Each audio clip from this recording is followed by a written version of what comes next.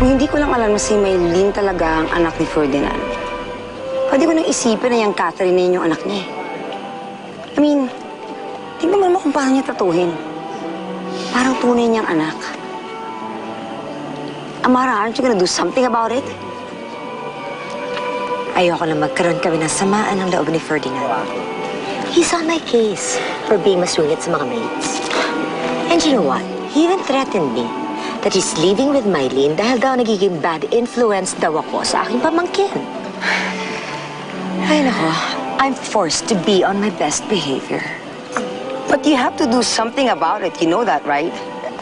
Alam mo yung mga maid kasi na yan, pag pinababayaan mo na ganyan sila ng ganyan, gumagawa at gumagawa ng paraan yan para sumipsip na parang linta. I mean, look what Catherine is doing to your brother, my dear. Kapag pinabayaan mo na sipsipin na lang ng lintang yan yung kapatid mo, mahihirapan na tayong paalisin yan. Wala ka nang magagawa pa. Ikaw rin. Raquel, I'm not that stupid. Napabayaan na lang yan lintang Catherine na yan na sipsipin ang aking kapatid. So, malapit na. Sisipain ko siya sa mansyon ng mga Fantabella. Hindi lang yon. Sisipain ko rin siya sa buhay ni Ferdinand. Jepoy! Saan ka ba nagpupunta? Kanina pa kita hinahanap eh.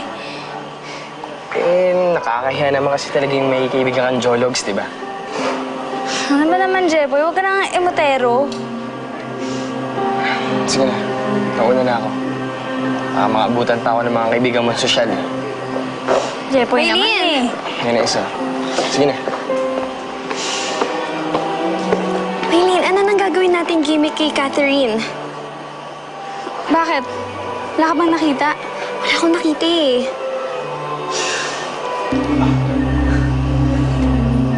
Akin na yung kwintas mo tsaka yung bracelet mo. Bakit? Anong gagawin mo? Tignan na lang natin kung hindi siya mamatay sa hiya sa gagawin ko. Akin na yun.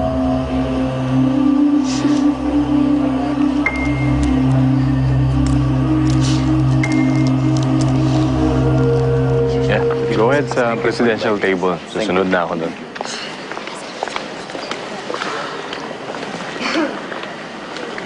Catherine, bakit nandyan ka? Pwede ka naman maupo at mag-join sa ibang table sa... Kumain ka na ba? Ayos lang po ako, sir. Alam mo, wala ka naman dapat ikahiya eh. Wala akong ginagalaw dito. Di ba, sabi nga nila kanina, napakaganda mo. Bagay na bagay nga sa'yo yung damit, oh. Nahiya na nga po ko eh. Napagkamalan pa akong si Maylene. Alam mo, medyo may hawig ka nga talaga kay Lilian. Sir, marami naman pong magkakahawig na hindi naman magkakamag-anak eh. Ay, may nakapaw pa. Pero sigurado po ako. Ang ganda-ganda po ni Ma'am Lilian. Oo nga. Alam mo, simple lang siya pero maganda. Yun nga isa sa mga nagustuhan ko sa kanya.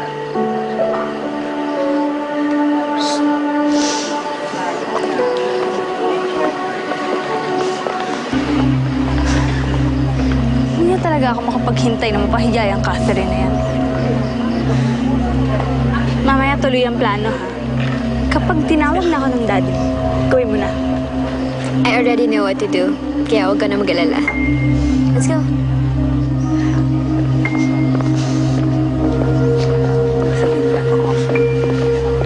Brittany, samahan mo ako sa powder. Excuse me, Amara. Okay. Tara. Let's get out of here. Gusto kitang masolo eh. Nakakahiya sa mga guests. Sige na. Sorry. Ramel, hindi naman irresistible. Sorry. Just can't get enough. Ramel talaga. Let's go.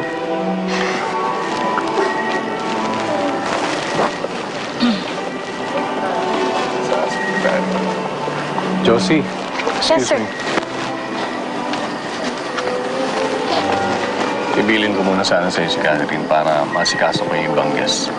Say yes, sir. Thank you. Excuse me. Hi. Oh, Ferdinand? Excuse me. About the proposal? Asikaso ka talaga ni Sir Ferdinand, ano? Napakabait niya talaga, no? Oo nga po eh. Swerte nga ni Maylene. Napakabuti sa kanya ng tatay niya. Alam mo bang napakaswerte mo rin? Dahil kanina ko pa napapansin na may tingin ng tingin sa'yo. Sino po?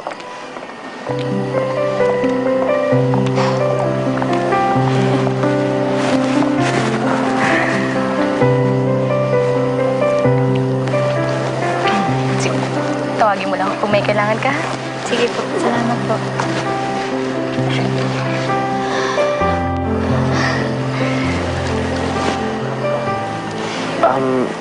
Kayo na para papansin, parang mag-isa ka lang. Gusto mo, samahan na kita? Baka may magalit eh. Wala, no? So, payag ka ba? Charles? I need to talk to you for a while, anak. Didn't I tell you not to talk to that Shimaika girl? Pinapahiya mo ako sa mga tao dito. Pwede. Ayoko nang makitang kinakausap mo yung babae niya. Understood? Pero masandali lang naman po yun, ma. Matigas ang ulo, Charles, ha?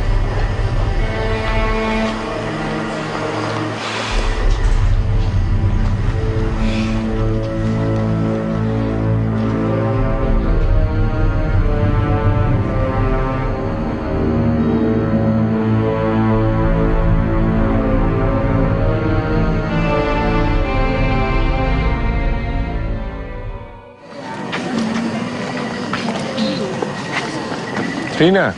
Hey! Hi. Hi. Hello. Thanks for coming. Halika, pakikilala kita sa anak ko, si Maylene. Maylene din yung pangalan ng anak mo? Ha? Bakit? May we have everyone's attention, please? My one and only lovely daughter, Miss Mylene Fuentebella. Sobrang saya ko po kasi sa wakas, natagpuan ko na yung daddy ko. Pwede bang kuha mo ko na iced tea? Sige, yun lang ba? Sige, salamat. Sir, pasensya na po. Hindi ko naman po sinasadyang sirain yung handa niyo eh. He looks so happy. Is it because of Ferdinand? Yeah, of course. Alam mo, wala pa rin pinagbago yung kapatid mo. Ever since iniwan si Ferdinand ang asawa niya, wala na siyang babaeng sineryoso. Kung gusto mong tindihin ka ng mga tao, matuto ka magpahalaga sa damdamin nila. Parang ganito yung perlas na natapakan ko sa party. Ako ang nagmantsa sa damit mo at ako ang nagpahiya sa'yo sa party. Ngayon alam mo na. Anong gagawin mo? Mylene!